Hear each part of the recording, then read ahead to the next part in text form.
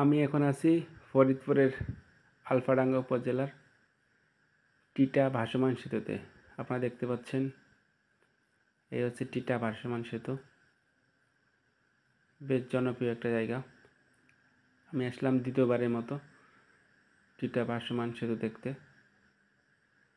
আর যে নদীটা দেখতে পাচ্ছেন এটা হচ্ছে মধুমতি নদী। যদিও এটা এখন নদী না, এটা হচ্ছে মধুমতির বাওর।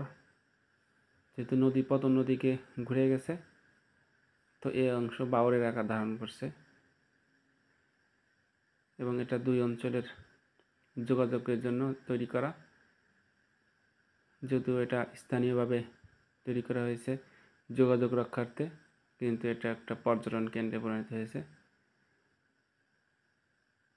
চমৎকার সুন্দর নিরিবিলি একটা জায়গা। তো আমরা এসেছিলাম খুব ভোরে, যখন এখনও পর্যটন এসে পারে নাই। তো ধারণা করা হচ্ছে আমরাই প্রথম সকালবেলা। এরা হলো স্থানীয় লোকজন। তো আমরাই প্রথম এসেছি টিটা ভাসমান সেতু দেখতে। আমাদের আগে আর এখানের কোনো পর্যটন পৌঁছায় পারেনি।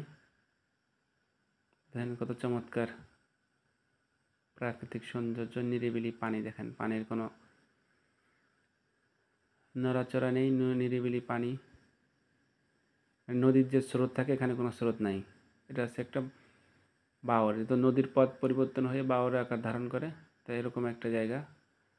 আপনারা দেখতে পাচ্ছেন সুন্দর ড্রাম, যে ড্রাম প্রায় 450 ড্রাম দিয়ে এভাবে ভাসিয়ে রাখা হয়েছে। এই সেতুটি অত্যন্ত জনপ্রিয় একটা জায়গা।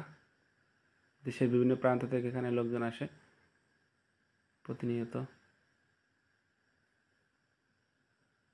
এটা হচ্ছে আমাদের গোপালগঞ্জ সদর উপজেলা থেকে 33 কিলোমিটার দূরে হচ্ছে ভাটিয়াপাড়া, এবং ভাটিয়াপাড়া থেকে এর দূরত্ব হচ্ছে 5 থেকে 6 কিলোমিটার। তো আপনারা দেখতে পাচ্ছেন একটা ভাসমান রেস্টুরেন্ট, খুব চমৎকার সুন্দর একটা রেস্টুরেন্ট। দেখেন বিশাল নদী বা বিশাল একটা বাওর। এখানে আমরা দেখতে পাচ্ছি একজন মুরব্বী মাছ ধরতেছে বড়শি দিয়ে।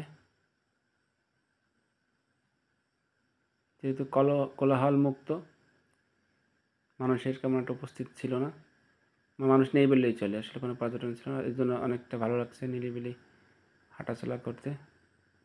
তো আমাদের সাথে আছে আমাদের ছোটো ভাই জসিম মোল্লা এবং তার 2 ছেলে, মূলত যাদের ওসিলায় দ্বিতীয়বারের মতো যাওয়া।